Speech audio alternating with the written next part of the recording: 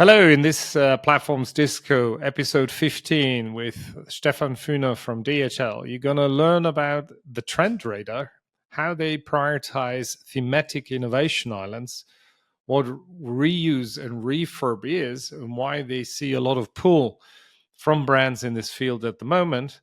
You also hear about the McDonald's principle and how DHL actually manages innovation.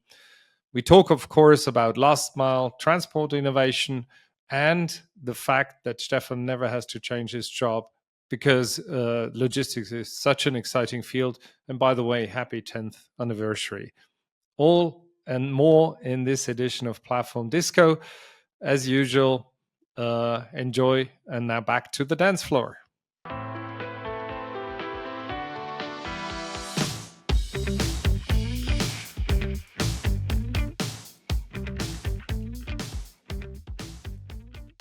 Hello, welcome to Platform Disco. Discover technology, business models, and operating models and the people behind platform ecosystems. My name is Alex Pesek, and I'm one of the DJs. And over there is David Detjen, and I'm happy to introduce DHL's Stefan Fühner today. Happy to have you here, Stefan. Welcome to the disco. Let's dance. Thank you very much. Very, very happy to be in the disco today. You didn't expect to be in the disco that early in the morning, did you? No, I did not. But the name is definitely one that resonates. So I'm very much looking forward to discussing with you. Great to have you here. As usual, we always start with who's Stefan and what does he do? You're the VP Strategy and Commercial Development at DHL. But tell us a little bit more about your career path and what your main areas of responsibilities are at DHL at the moment. Sure. Thanks, Alex. DHL is a company that most listeners will probably have heard about. Depending on what you, as a listener, do for a living and where you're also based, you may have been in contact with DHL as a private consumer. DHL is the leading logistics provider, and we have one of the largest logistics portfolio in the world. What we offer is organized into 5 different business units. You can get everything from us, from the last mile delivery that turns up at your door with your e-commerce order. But we also do air freight and ocean freight shipping across the globe. We have a large warehouse networks where we do contract logistics. We do last mile delivery, not just in Germany, which is obviously our home market, but also in a number of other countries across the world. And then we have the largest global international express network, 220 countries and territories where we do time-definite deliveries. So these are the different divisions that we are offering our services out of. And what I actually do is I'm part of a organization within DHL that has the cool name CSI, which stands for Customer Solutions and Innovation, meaning we are a cross-divisional commercial team looking after the largest and strategically most important customers of the group across all of these divisions that I mentioned. We also lead our innovation efforts. We have 4 innovation centers across the globe. And my role there is, as you said, being responsible for strategy and marketing. So looking after both the most important customers and industry sectors that we categorize them in, and also how we strategically leverage innovation for this. Cool. Now, when you joined DHL, you already brought quite a broad experience with you. What were other main milestones of your career path before DHL? I spent some time in the automotive sector working for Schaeffler, a large automotive supplier. I also worked for Schmidt's Cargo Bull, which the Germans may know, and everybody that's based across Europe may have seen them on the highway. So trailers for large trucks. So various different a couple different industries. I also spent some time in consulting from a procurement and supply chain perspective. But also already been 10 years at DHL. So it's actually this year that it's 10 years, which kind of makes you like a decade plus is what you really need within DHL to really, I think, graduate from a newbie to one of the established players. Spent some time within the consulting and industry part before joining DHL, but always closely connected to supply chains and logistics. Cool. Well, happy anniversary. 10 is a Thank you. 10 is a number. You introduced those 4 innovation centers, and we looked it up, and it's Chicago, Cologne, Singapore, and Dubai. So, of course, you cover the globe through this setup. And you told us that this is really cross-divisional. Tell us a little bit more. How many people roughly are in this innovation space, and what Cologne is particularly famous for internally and externally, and how you partner with those colleagues in the other innovation centers. Because I think it's always important to work on innovation in a structural, repeatable fashion. Innovation doesn't happen by accident. Dropping ideas is not innovating. And so it's a great way to organize that, and would be great to share with our audience how you guys have set that up and what role Cologne plays here. Yeah. So we've, like you mentioned, we have these 4 innovation centers, which we very much see as a structured engagement platform, which we want to have in every region and every larger region, and then bring those regional elements together. So we have a structure that's the same across all the centers, where there's dedicated people that work in those centers that look at the latest research and trends as they happen in the logistics industry. And then we bring those together with various different players. So one is obviously the customers. I mean, I'm part of a commercial organization, so it's always first and foremost about customers. And all that we want to do and work on within those centers is about solving customer problems. So I always want to come at it from a customer-centric perspective, and then connect that to the latest technology and startups that's out there within the industry to really, like you said, take it from ideas into really actionable work that can happen. We have over 13,000 visitors every year in those innovation centers across the globe. And that's probably also important to understand. They are not research and development centers.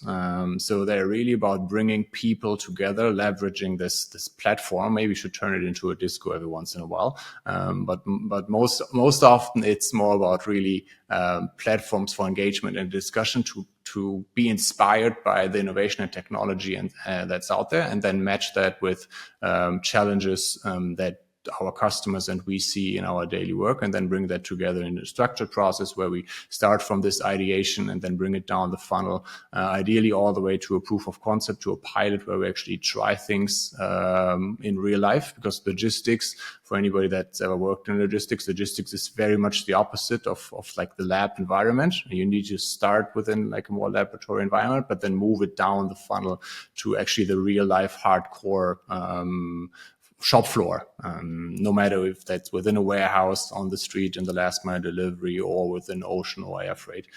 So that doesn't really matter. The same principles always apply. And there it needs the different elements. It needs the people that do this day in and day out, look after trends and research.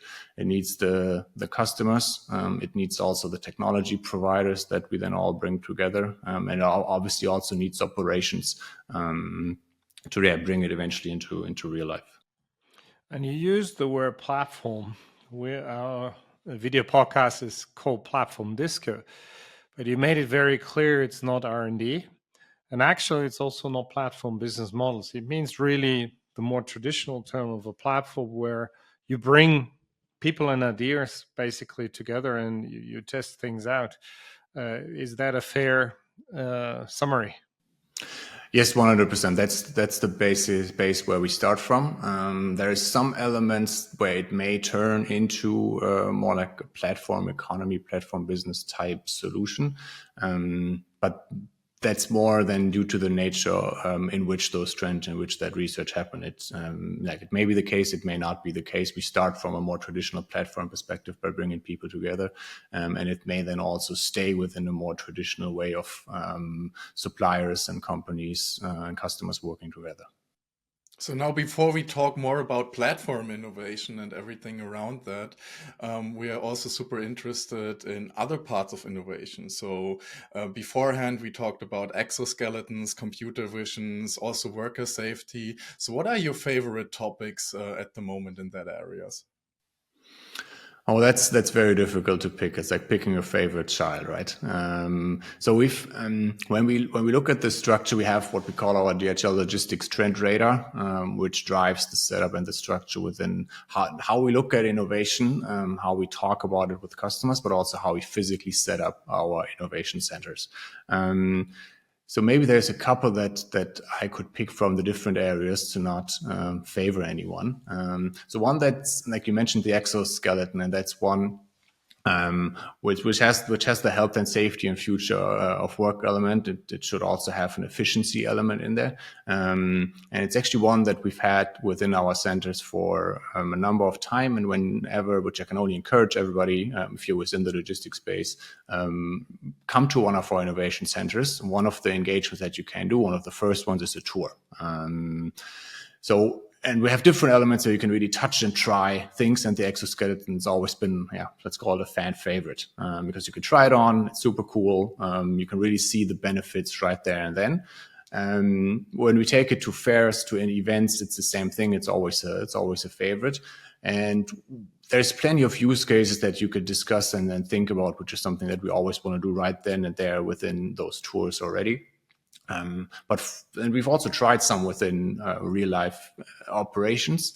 For whatever reason, we've not found the right use case yet, or it's maybe the bridge between sort of the first engagement with it and actually using it in real life operations. Maybe it's a bit longer than what we initially thought, but we've not seen this take off in operations. There's some way you would within the lab again think, well, that's super clear. It's safe for the worker. It supports them in a certain type of movements, that there's no back injuries, so on and so forth. But it's not taking off within operations. Another one, which I personally always very much like, is within automation and efficiency when it comes to robotics. There's various different robots that we have within our centers. And then some of those which are already very much within operations, where there are thousands of them driving around within warehouses across the globe. A lot of them within pick and pack operations, which really make lives easier for warehouse operators with having not to walk miles and miles and miles every day, but also make their work more enjoyable, because it's not old clipboards and paper things where you have to look at your packing list, but it's an iPad. It's a lot more engaging, and depending on how you can set it up, one could even think about gamification elements. And when you look at those examples, the exoskeleton was something that hasn't worked or has not worked yet. I really like that notion. I talk about it quite often. When Bell, he was famous for doing experiments, and he said, I never failed. I learned how it doesn't work yet. So I really like that mindset. But as you partner with so many external key clients, because your team or department or unit is called CSI. So that means there's a handful of corporations, and they're all different. And so learning how it hasn't worked yet, or traditional language failure, people can handle that very differently, also organizations and cultures. What's your observation when they partner with you, when they collaborate with you? Is that something that we have all progressed towards innovating in a structured fashion, and it's part of the game? Or do you still see, without naming, of course, certain partners and clients, do you still see this, struggling with failure, or maneuvering around, trying to position it optimistically, or are we through that phase? Well, I'd say that's a journey which we are progressing on. I don't think, and I'm not sure if we'll ever be at sort of the finish line where we say we're at this point where failure is seen as a good thing. And it's like the very nice saying that you quoted, that it's not failure, it's about learning something how it doesn't work. I do think, and then corporate world is probably a bit more, or historically a bit more prone to not adopting failure as much, just because it's also not rewarded. But I think we've made some strides there, and that's not talking about DHL. I think that's from what I see or what we see within the corporate world, that it's that it's more known that if you want to innovate and try different things, that not all of them are going to work, because otherwise it would have been an easy problem to fix. And then why would have it not been fixed 5-10 years ago, right? And what I think helps within that process, and also to understand and put structure to it, is having like a structured innovation approach where you deliberately talk about how you've set up the structure and decouple this also a bit from the actual project. That it's not, you talk about a project and it has steps and you go through and at the end of the day you may fail. You talk about the funnel you have, and that's independent of whatever project you have. I think having this innovation funnel, as we always position it, and then obviously us being in a commercial organization, or everybody talks about the sales funnel, and that's been an established concept for many, many years. And everybody knows that not whatever opportunity you're going to go for at the beginning is going to also come down towards the very end and fall through as revenue. So I think to answer your question, yes, I think we're making progress. I don't think it's at the finish line yet, and that there is no repetition and no reinforcement needed. But I do think we've made a long way, and it's a lot of work happening, not on explaining why it may not work. The work time can actually be focused on looking at different solutions, trying out some, and then also stopping some if they don't work, or putting the pause on it, because it may also be that it's not ripe now, but it may be ripe within 5-10 years, and then you need to revisit it. Maybe let's stay a little bit here, David, if you allow. It's an innovation operation that you actually have set up. You talked about the innovation funnel. Maybe you can also explain how your funnel tool looks like, the different stages, and how you manage the process through it. There are stage gate processes, there are other ways of doing that. And also from a technology standpoint of view, how do you really support managing the funnel? And maybe there you're using also platform as a service, or software as a service that is supporting you. Given your size, you might have programmed everything yourself, but maybe there's tools that you're using that really allow to manage the whole funnel from, and we're going to talk about it in a minute, the identification of the opportunity space, ideation, etc., all the way down to tests and commercialization. Tell us a little bit about that, because I think many companies have invested heavily in that, and I perceive that the Mittelstand, sometimes if they're hidden champions, are there as well, but many don't manage innovation in a structured fashion, and are then surprised that we're falling behind, and given the product cycles being shorter and shorter, technology overlapping and being really disruptive, providing disruption that leads to exponential growth opportunities, but also the opposite, you fall out, and that's why so many companies are dying.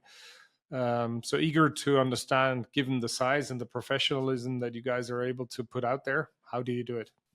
Yeah. So when we talk about this funnel, and we actually have two teams within the CSI organization, within those innovation centers that are led by colleagues of mine who actually run these sort of operations in the sense, which are the centers, and then also the actual thought leadership and research work. And we try to bring these together. And the way we look at this funnel is we start with the thought leadership, with the research side of things. And we have what I can only also then again recommend to everybody who listens to maybe take a look at is our logistics trend radar. Currently we are at a 6.0 edition. We publish this about every 2 years. So the next one's actually coming up this year. So whoever listens to this after September should definitely take a look, because then it's the very latest and greatest. And that's where we start from. That's where we sort of map out the logistics industries, look at business, like both society and business trends, but also technological trends. So we have two sides of the radar, and then we measure or estimate impact, or assess impact, I should say.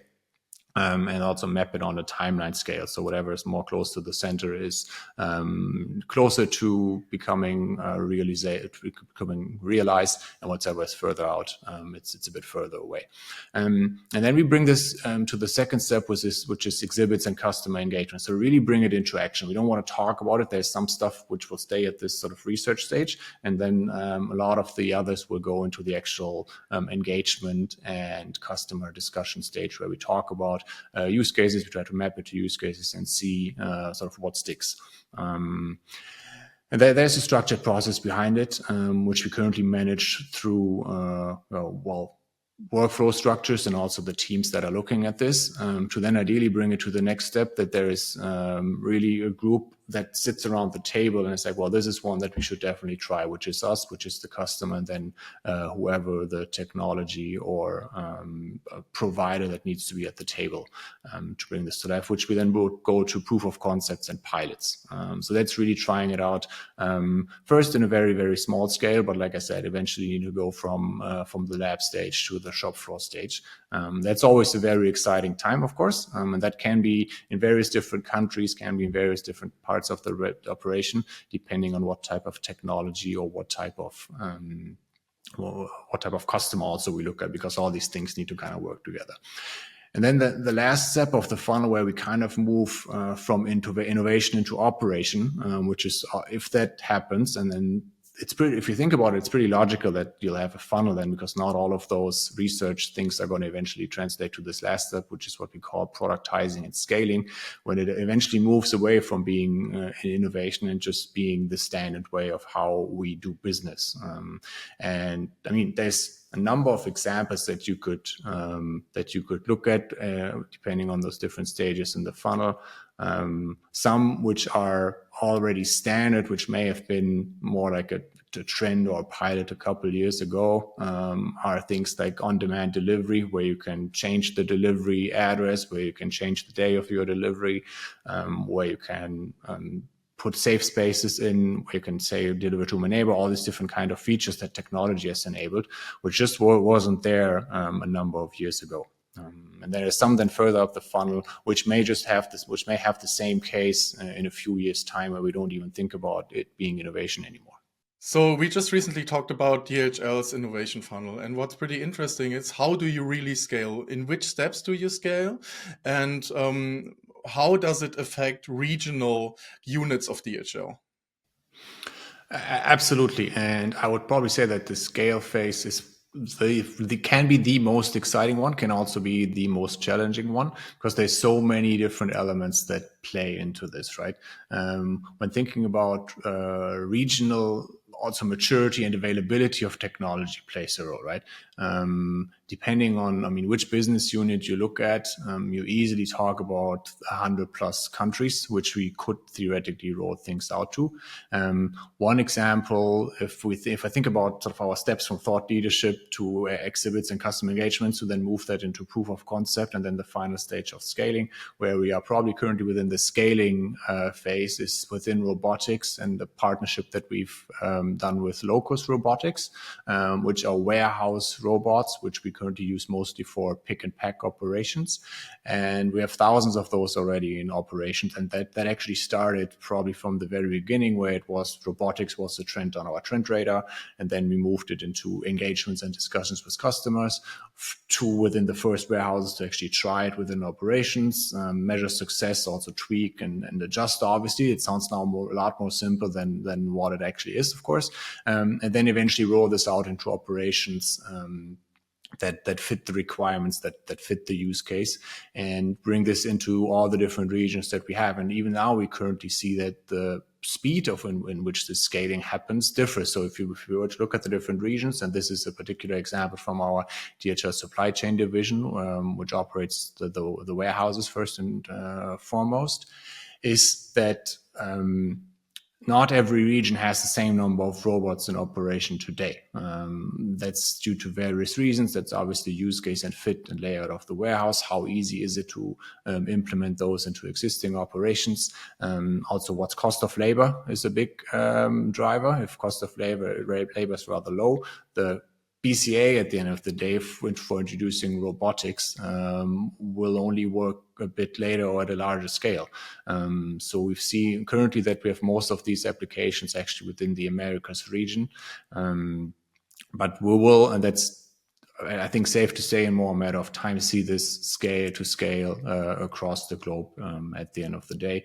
But as those markets are very, very different. I mean, if you think about the scale from, I don't know, look at the US market and then some of the Western European countries, and then compare that to Asia Pacific, where that's probably the largest diversity in terms of market maturity or country maturity. But for us, it's also, I mean, Africa is just as much a region for us as all the other ones, which may be a bit different for some companies. But obviously, you talk about a different maturity within those countries if you compare it to the US. And now let's make it practical. You said we have the innovation centers. People can come in, and you mentioned there's this tour as a step one to get immersed, and then step two is a real structural form of engagement. How do you identify and get these partners? You call this the platform where you match. Basically, somebody has a need, and you have a solution and a willingness to co-create and co-partner, develop it, and go through your stages that we just talked about. Is there? Is it? Do we need to imagine it? You have an account executive, and they receive problems and they escalated, pass the ball over to you as a main path, or do you even actively outreach because you have the trend radar and you might have these unmanned aerials or the robotics, and therefore you go to customers where you know from a research and analysis standpoint of view, those guys must have that problem and they must be eager to work with us on solving that. How can we imagine that between those two and other ways, how you find your partners? So we have kind of like a push and a pull element of this, and that's probably both on the technology side and on the customer side. So if we think about the customers, the customer-centric approach that we have and how we identify and work with those, we obviously have our account teams that work very closely with our customers, especially the largest one, where we certainly strive to be their strategic partner and not just look at day-to-day cost and service questions, but very much look at how we can sort of strategically bring our relationship forward. And there's use cases that come through those discussions. Obviously, the customer also challenges us as the leading logistics provider if they see an issue with their supply chain and sort of push questions and use cases towards us to then discuss and look if innovation can be an approach to addressing those. We also have the pull element where we certainly market our innovation centers and our innovation positioning of DHL. I mean, there's a lot of information that you can read up online to really pull people into this ecosystem, because at the end of the day, all of this is only going to work if there's a large ecosystem of people that engage and discuss about it. If we do it in a vacuum, it's never gonna we're never going to get to the scaling phase. And the same, I would probably argue that the same applies in terms of push and pull also on the technology and partner side, because we do a lot of outreach, of course. When we do our research, we look at who are the up and comers, who are the also most established players within those different trend clusters is what we call it.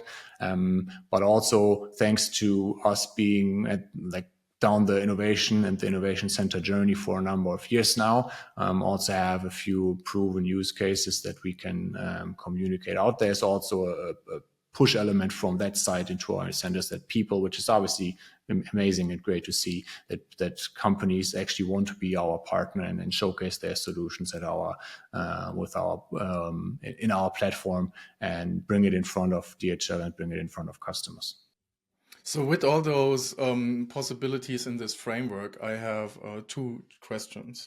So one question is, what are the thematic islands and how do you define and prioritize them? And the second question is, how do you handle fast-moving targets which might have not been on the center of your radar some years ago, like AI, and now they kind of fly in and they impact lots of other topics? Yeah.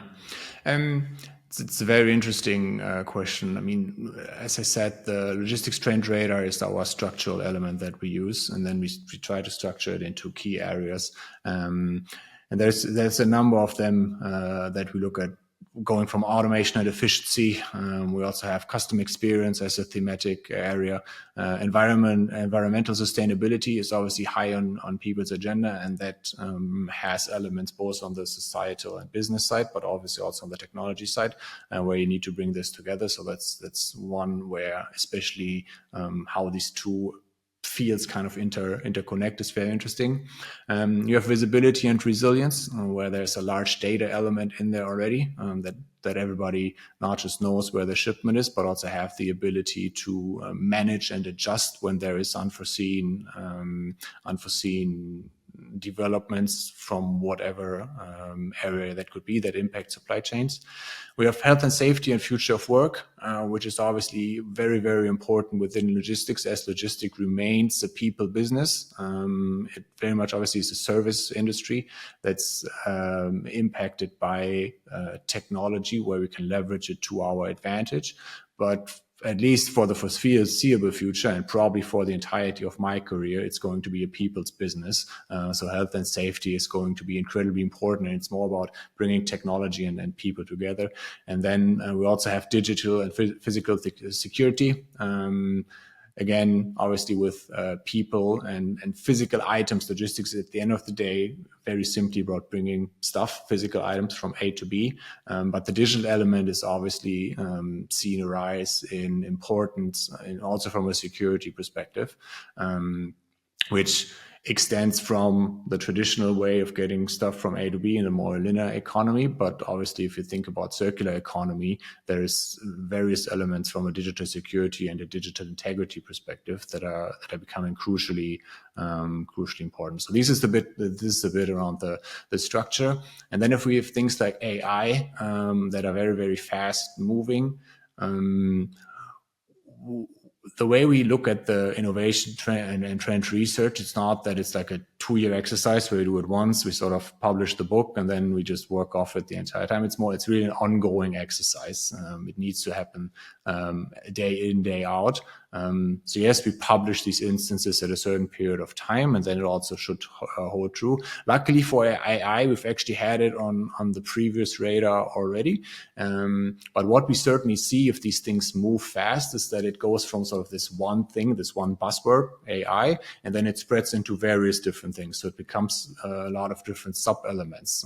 For AI, for example, we are now looking at it also not just from a technology perspective, but also from an ethical perspective, because there's plenty of things that obviously happen there, and how you use it and how you should be using it, and then into also more detailed applications of it. So it's not just AI as a technological use case. We look at things like audio AI or computer vision, where we use different elements, or AI is applied in different elements, which then have an application and use case. So we kind of become more granular. And ideally, you don't miss one that's going to become a fast mover in between those, but there's always going to be things. That's the nature of innovation and the nature of technology, that things happen, that things gain traction, gain speed, that then make it exciting to look at. What would you say has been the most disruptive topic in the last years? Currently, it's definitely AI. I would probably say we go through a hype cycle right now. Let's see if we talk again or meet in the disco again in a year or 2 years' time. Keep dancing. We keep dancing. Maybe we need at some point a break to rest our legs a bit from the dancing, and then we can discuss where AI stands in a year or two. There is also examples which were maybe not to the same extent as AI that received a lot of hype in previous years. I mean, 3D printing comes to mind, blockchain comes to mind. And for some, the adoption of use cases has been faster or higher, and for some it's been lower. Drones is another example that specifically within the logistics industry obviously received a lot of hype. And it's not like you receive your parcels by drone today, or that there is millions of drones flying through the air currently. But still, the use cases work. Not yet. Let's see how fast it's going to go. There's obviously always various elements that need to go into a useful, or not just a useful proof of concept or pilot stage, which, like in the drone example, is difficult enough. But then the scaling phase becomes very, very interesting because you also talk about regulation and being in public spaces, so on and so forth. But yeah, there's usually this hype cycle, and then sometimes you'll see it continue moving upwards, and sometimes it'll plateau for a while. But yeah, that's why the ongoing assessment and working with those different trends and technologies is crucially important. I just read yesterday about I don't remember which player it was, but they laid off basically the drone team, 70 people, which is again a proof point. Yeah, it's a great thought, but to scale it, not that easy, and in tough times, maybe then also a little bit luxurious to keep supporting it. But again, if you go through the hype cycle, there is then the recovery phase. We call it the J curve. You know, you start with an idea of a high desired state. You start, and then you realize how your curve goes. Does it go flatter, or do you really go through the valley of tears? The same applies for platform business models, because many are attracted by the high growth rates and margins, but they don't really embrace and support hanging in there through this valley of tears. And of course, when you work with experts, you can flatten that out a little bit, but the risk is very high that you let go too early. Having said that, that leads me to a follow-up question to the whole debate we just had. When we had our pre-discussion, you beautifully said this innovation process is following almost the McDonald's principle. And so my question in line with that is, what innovation metrics do you use actually when you manage ideas down that funnel?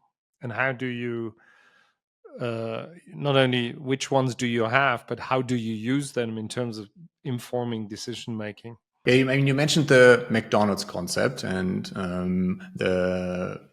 I don't think we try to leverage the McDonald's concept in how we look at our innovation centers. While I'm in amazement and awe of what McDonald's has pulled off to be really within pretty much every country or a lot of countries across the globe, and very successfully so.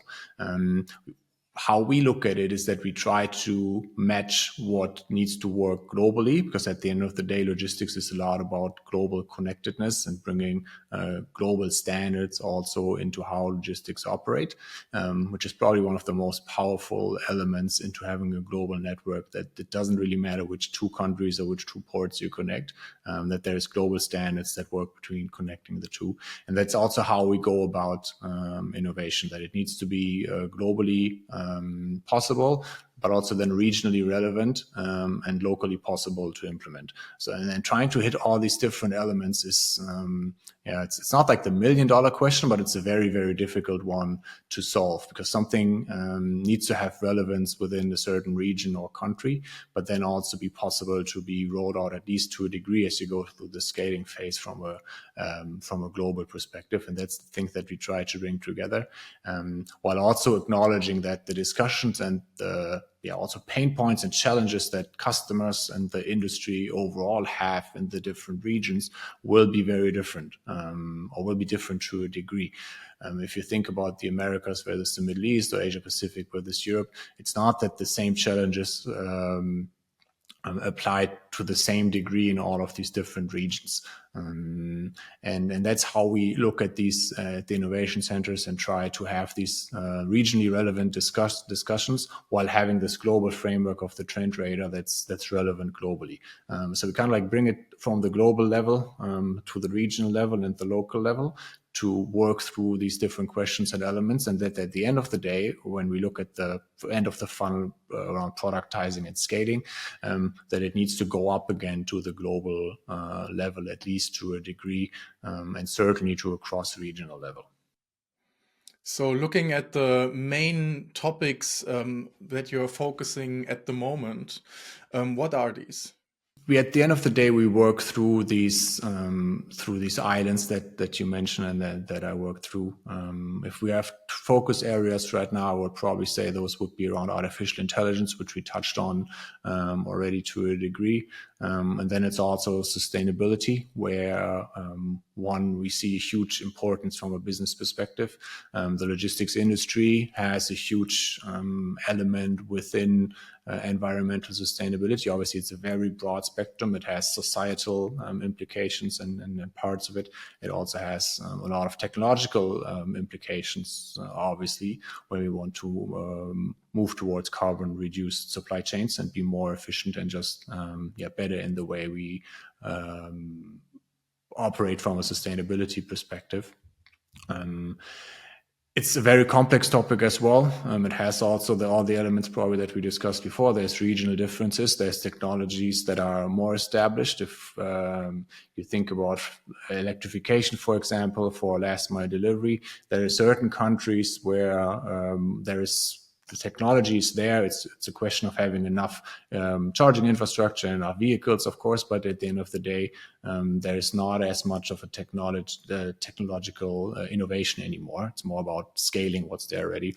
And then there's other elements where we still need some technological advancements, and the race is kind of still on. The point of the race may also be different that we're in. But there's a lot of technology a lot of things that we still need innovation and technology to support us in getting there. But I think the one thing that's very, very clear is that it's a necessity. It's going to become a business necessity. Just as you optimize your resources, just as you optimize your cost, you will need to optimize from a sustainability perspective as well. So these would be the two ones, and I think AI should also help with that. When you think about how much resource you need to put in your processes and you need to put in your production, that there is use cases where AI can help that, which also speaks, I think, to the fact that you need to slice the elephant somehow to look at things that are actually manageable. But at the end of the day, a lot of these things are interconnected, and there's dependencies between the various different elements. But the two big ones currently are probably AI and sustainability. So I'm coming from the sales digitalization side, and in most cases, we have the e-commerce hat on. How important is the e-commerce pillar, and how important is it to move from a linear to a circular economy in those business models, from your opinion? I mean, super important. And I've actually, before I joined the CSI part of DHL, I've actually worked in what we call the DHL e-commerce business unit. E-commerce as an industry obviously is more than just touching this one business unit, because what that business unit does is mostly focusing on B2C last mile delivery for online merchants, not just exclusively, but that's where the name comes from. While the industry e-commerce has relevance for every part of the DHL business, of course, doesn't really matter. So it's a super exciting business and industry that's very close to my heart. If we connect it to our previous discussion and also circular economy, all these things kind of come together, which makes it incredibly exciting. And circular economy has a huge lever also, if we think about environmental sustainability, to sort of close the loop, no pun intended, for these different elements. And the way we look at circular economy is that you kind of need to bring all of these different elements together. Because I mean, it's not like a circular economy. It's also, if you want to, you can apply different hype cycle approaches as we've done to some of the technologies, because it's not like a new thing. I would have to look up now which year. I think it may even been in the 70s when it was first discussed about. And now we're in 2024. We're still discussing about it. And we could probably say that it's never really taken off. I mean, I'm not the full expert to go into all of the reasons. Other people should probably do that. But if I think about circular economy and logistics, the key thing to me is that no matter what kind of picture you want to draw for circular economy, it always has many, many errors on it. And the errors to me, and I'm from logistics, so maybe oversimplifying it, represent logistics movement. So it's going to become more complex because there's more errors. You need to manage more logistical flows. But I think the key element of why I think we should be looking at it now, and there's a big lever now, is that technology makes it easier for us to manage and have visibility on those various different errors. And that also then brings us to not just data and technology, but also to a platform economy. Because if I think about this triangle of having like the logistics carrier somewhere, you have the shipper over here somewhere, and then you have a software data platform here. And each one individually needs a triangle that has many different dots on the other side. So we need many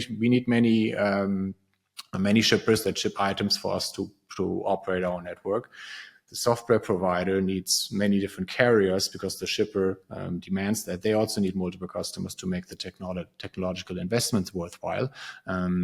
And due to this fact, we as a carrier can't also just focus on working with one of those software providers, but we need to be available and as easily available in all of the ones that are relevant. So each one sort of has this sort of wide scope, and then I would need to go back to geometry class to figure out what kind of form that gives me. But it's a complex one, but it has all the different elements of platform economy, because at the end of the day, each one of those participants will increase the value that comes out of it from working in this triangle. Oh, absolutely. It reminds me of this ecosystem forecast that by 2030, the majority of value will be created in ecosystems. Hence, we believe the end game is a world of brand-led circular platform ecosystems of ecosystems. A beautiful picture that you draw in a very practical fashion. Going one more time back to the circular, from linear to circular, as David put it, we do see, and you nicely drew this, time machine back to, I think it was the Club of Rome that introduced in '74 this idea of the circular economy, if I'm not mistaken. And even if it wasn't the Club of Rome, it's an old idea. Now, what we do see, however, and you talked about it when we pre-discussed, you said the linear economy side, the forward logistics is optimized to the third, fourth digit behind the comma, whereas the return side of things isn't. And so we see there's a lot of hunger now because people look for efficiencies. It's killing margins. It has planetary impact, and there's substance to create impact. If you're operating behind the comma, it's very hard. Even if you have a 10% improvement behind the comma is boring. But here you have still large chunks. So one observation we've made is people sometimes feel circular economy is a little bit philosophical, ethical, fluffy concept, but we say circularity is business. And we found it's easier if we talk about re-commerce and remanufacturing, that people have a different set of associations with it that are not philosophical, but pure business, pure margin improvement, pure efficiency improvement. And you said it's one of your priority areas that you're currently focusing on. Do you see something that we've observed that when it's re-commerce or one of those 5 R's, it's easier to get people excited about, whereas with circular as a frame, it's harder? It's an interesting observation that it makes it easy. I think what we are seeing is that if you make it tangible, if you can make it into a very specific question or challenge that you want to discuss and really make it specific to a certain element and not overly complex or academic or philosophical, as you mentioned, that helps to drive a specific discussion and then also a specific outcome. So I would agree by that if you just slice it down a bit and say, okay, now let's look at the re-commerce, the resale part first. And then we worry about the rest. Maybe you draw for context the entire picture, but now let's go one by one. So I think that's one where we are seeing more tangible. That's leading to more tangible discussions, which may also be a bit supported by that circular economy in itself. One, it's complex, where there's many things that are complex and have various different layers and elements. But you can spend a lot of time discussing conceptually, and then for whatever reason, you kind of miss the point to sort of take the exit to make it specific and make it tangible. And specifically with the rise of technology in that area and making re-commerce and resale probably also a bit easier to manage because you you know what products you're going to get back. You know how much you've sold. You have a lot more visibility to also steer it, and at the end of the day, make it a case and make it a marketing channel for you. That's going to improve your margins. It's going to improve your bottom line.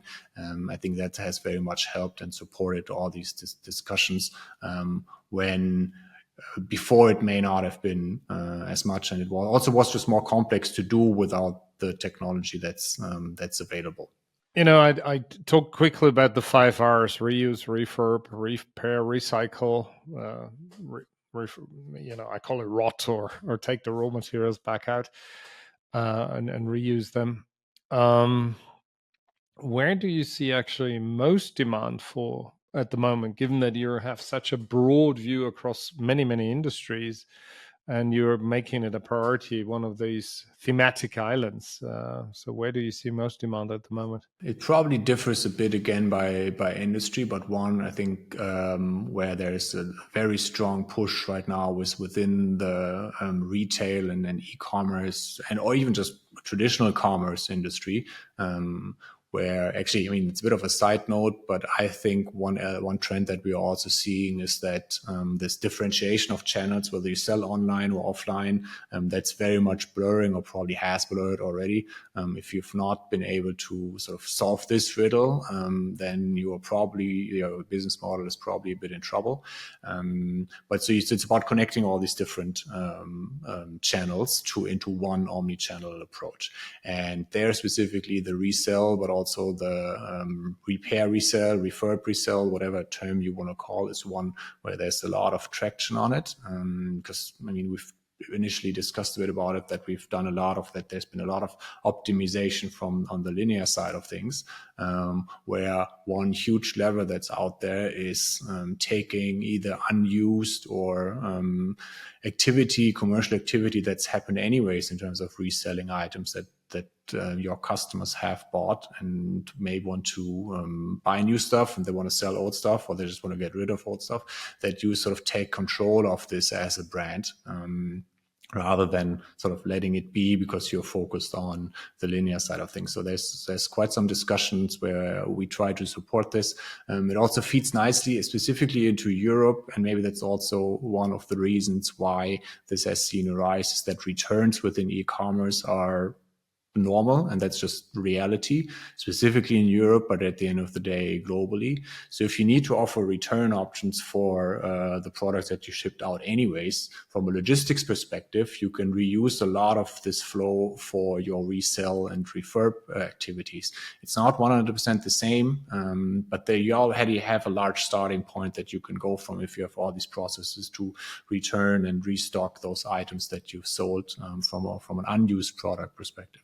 So there's a lot of activity there. There's also a lot of value that we see that companies tell us, for example, within the luxury sector, where they say, if we focus on this, and we want to focus on this to get some control and or get more control, increased level of control on our brand by doing this ourselves, that's a benefit to us in itself. And then there's also a commercial element, of course, in that.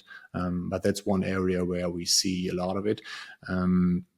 Within other industries, we also see and focus on the recycle element, where they want to take back used product and take material out of those products and put it back into production. Depending on which item you're talking about, that's obviously more easy or more difficult, how easy you can extract those raw materials out of it. But wherever there is either the raw materials are very difficult and expensive to get, and ideally, and sometimes also, or it's easier to get also from the old product back out and then put it into a state where you can reuse it. That's also where we see focus on from a logistics perspective, because we're a lot less in those manufacturing elements. The latter one could also be a bit easier, because our role is more around transporting it back, and then it goes into the natural production flow again.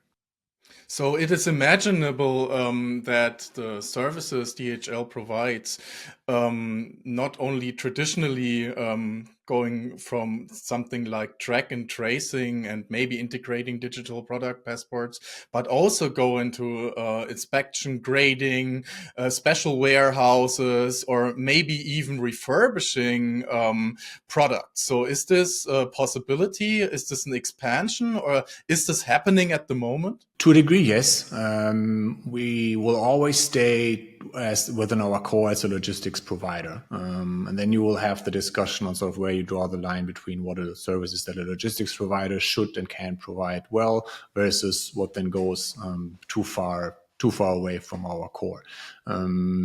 Things that are happening today, specifically in the e-commerce part, is that there is some level of inspection, even some level of, if you think about fashion industry, that there is an ironing and a process between taking back used items and making them resellable again.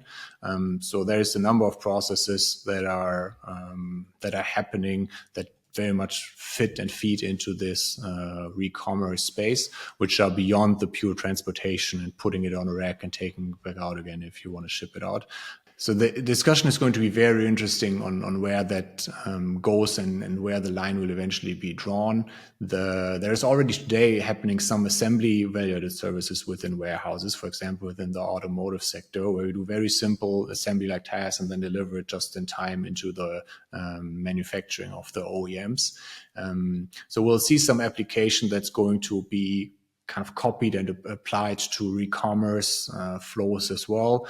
We'll always stay true to being a logistics provider. I think that's very, very fair and also very, very important for us to focus on what we can actually do well. But you'll always have this line on where it goes to services that are beyond transportation, which I think managing these between the brands and the manufacturers will be an ongoing and interesting discussion also as it feeds into the re-commerce and circular platform discussions.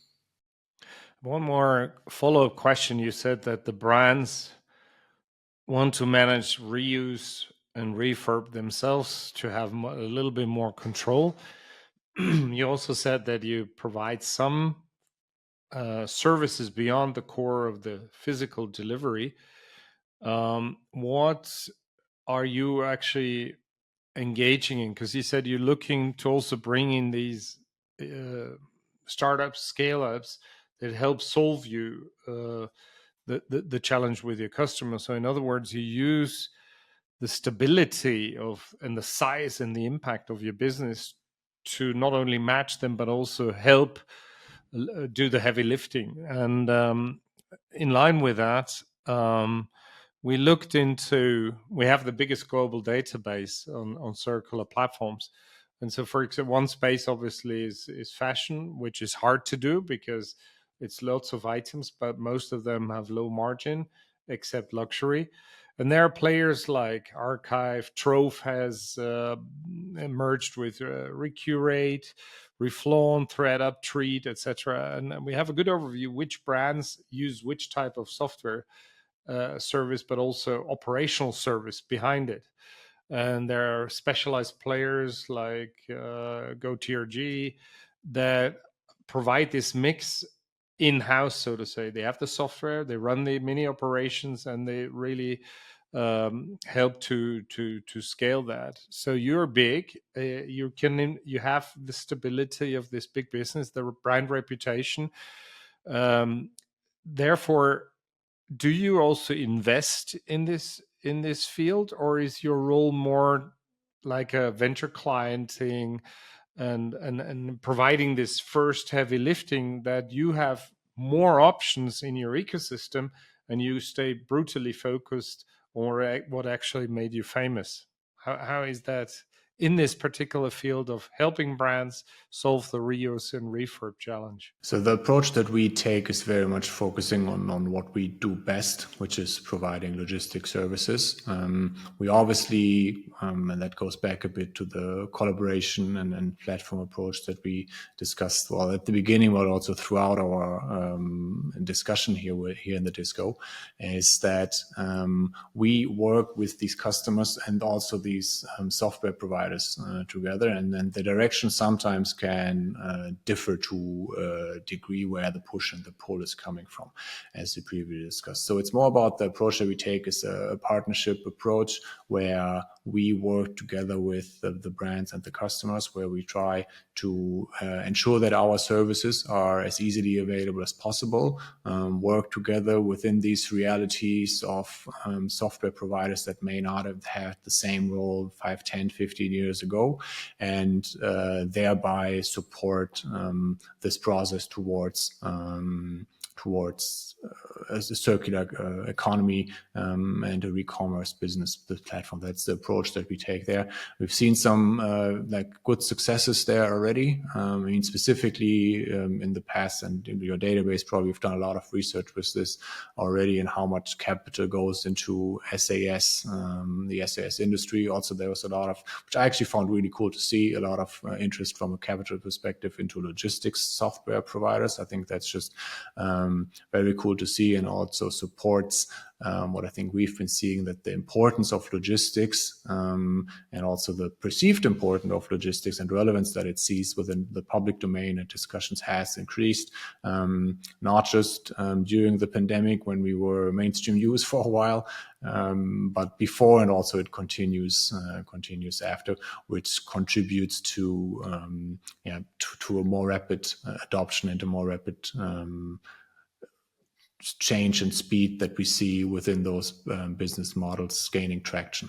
So looking at the last mile, which I think for the most people DHL is famous for, right? So I think all of us are getting a lot of DHL packages a month. And what are you, from a sustainability perspective and from an innovation perspective, what are you focusing on at the moment regarding the last mile? We already talked about services like receive on demand, but what is also there? How much electrification is there?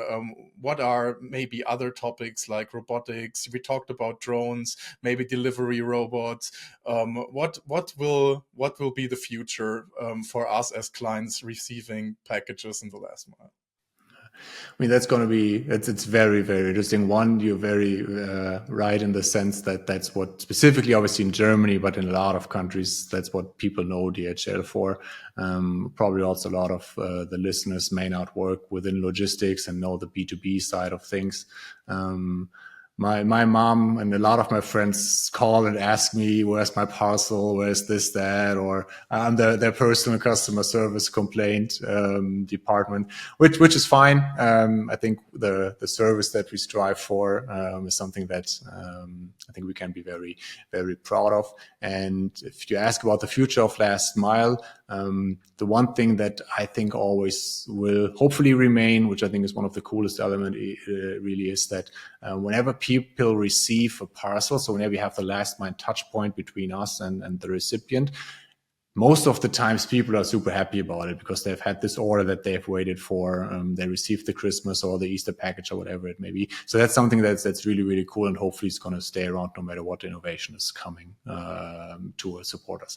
Electrification is one that you mentioned that's huge in last mile. We have over 30,000 electric last mile delivery vehicles across the globe. Strong share of that also within Germany. So I think that's one that's going to stay with us in all the different shapes or form. That's not just electric vans, that's large vans, that's electric bikes even.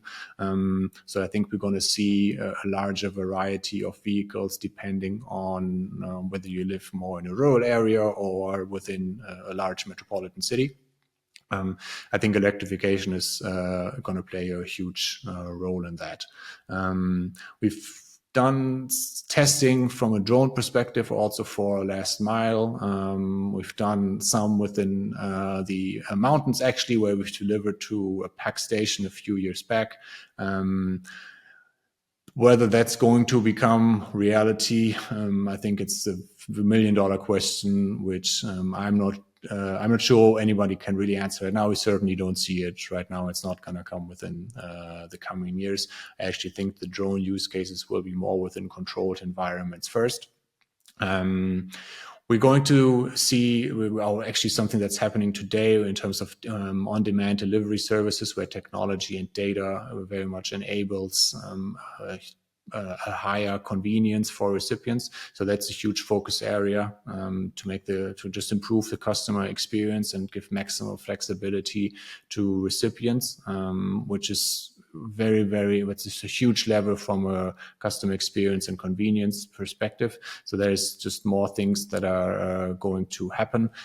Data plays a huge role in that, so that you know at every step of the way, not just where your parcel is, but also what you can still do about changing it, because depending on where it sits within this chain, where there's many touches that actually happen, so it's a complex process to get that parcel from A to B, the number of options will obviously differ what you can do to your delivery. So I don't want to nerd out too much from a logistics perspective, but that's a huge focus area where we're going to see continuous improvements, and it's going to make receiving a parcel or receiving a shipment as convenient as possible, and offer as many options at as many steps to consumers to choose from.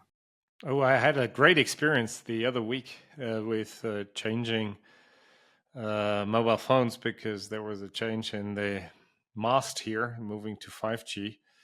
And some of your competitors are not making it easy, this experience. And I really like DHL for making it really, really easy without a lot of extra steps that we need to take. So to finish this off, you've been in logistics. We can tell that you're really into the weeds, and you pair up this deep operational understanding with a conceptual understanding of how to innovate. You've been there for 10 years now in DHL, and also in other fields that are close to logistics, with Schmidt's Cargo Bull, etc.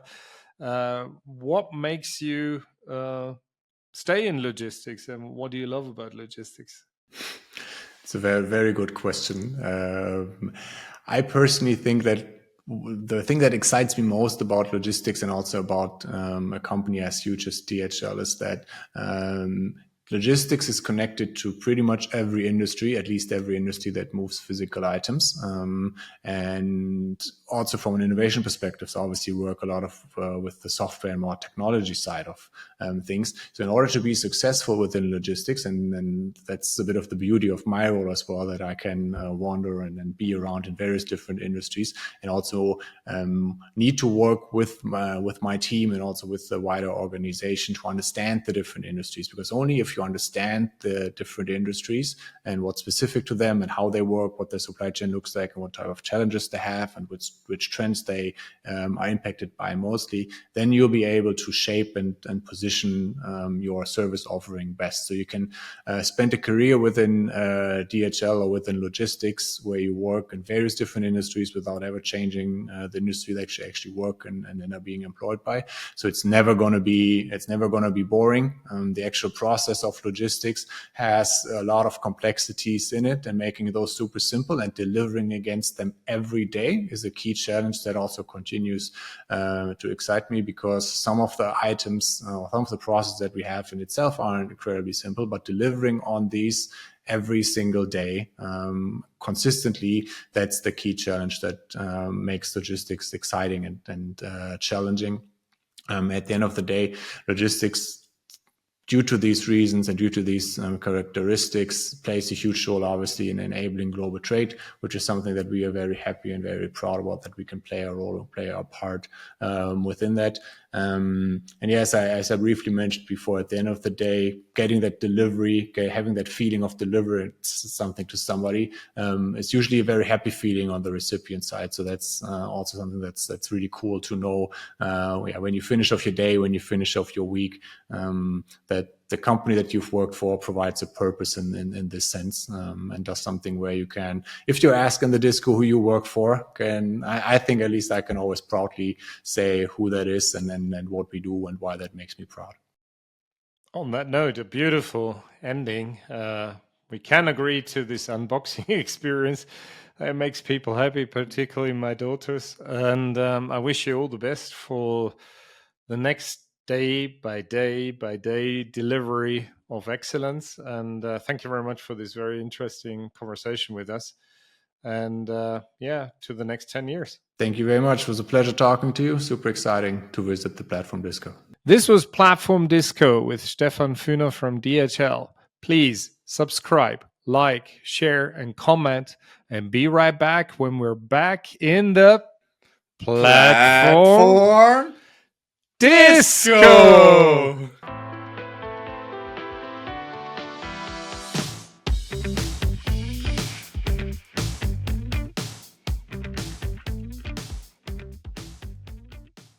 Dieser Podcast wird produziert von Lenart Media, deiner Agentur für Business Podcasts.